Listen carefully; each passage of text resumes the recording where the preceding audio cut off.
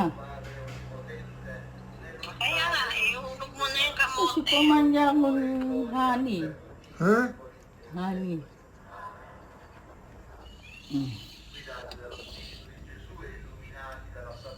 Ako.